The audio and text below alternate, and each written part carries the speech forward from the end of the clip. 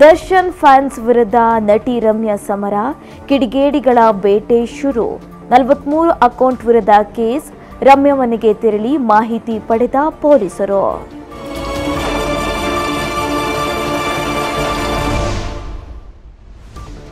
ಪ್ರಜ್ವಲ್ ರೇವಣ್ಣಗೆ ಇಂದು ಮಹತ್ವದ ದಿನ. ಪ್ರಜ್ವಲ್ ರೇವಣ್ಣ ಮೇಲೆ ಒಟ್ಟು 4 ಪ್ರಕರಣಗಳು. ಕೋರ್ಟ್ ತೀರ್ಪಿನ ಮೇಲೆ ನಿಂತಿದೆ ರಾಜಕಾರಣಿ ಭವಿಷ್ಯ.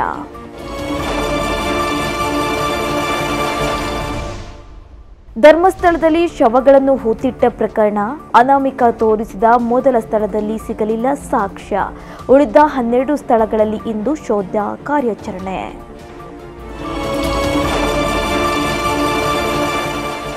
ವಿಶ್ವದ ಯಾವ ನಾಯಕನೂ ಆಪರೇಷನ್ ಸಿಂಧೂರ ನಿಲ್ಲಿಸಲು ಹೇಳಲಿಲ್ಲ. ಟ್ರಂಪ್ ವಿಪಕ್ಷಗಳಿಗೆ ಮೋದಿ ತಿರುಗೇಟು. ಟ್ರಂಪ್ ಸುಳ್ಳುಗಾರ ಎಂದು ಮೋದಿ ಹೇಳಲಿ ಎಂದು ರಾಹುಲ್ ಗಾಂಧಿ ಸವಾಲ್.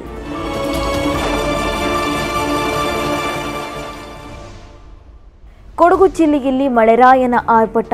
ಇಂದು ಜಿಲ್ಲೆಯ ಶಾಲಾ ಕಾಲೇಜುಗಳಿಗೆ ರಜೆ ಘೋಷಣೆ.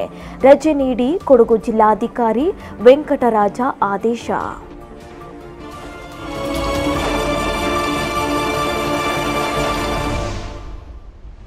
ಉತ್ತರ ಭಾರತದಲ್ಲಿ ಮುಂಗಾರು ಮಳೆಯ ಅಬ್ಬರ.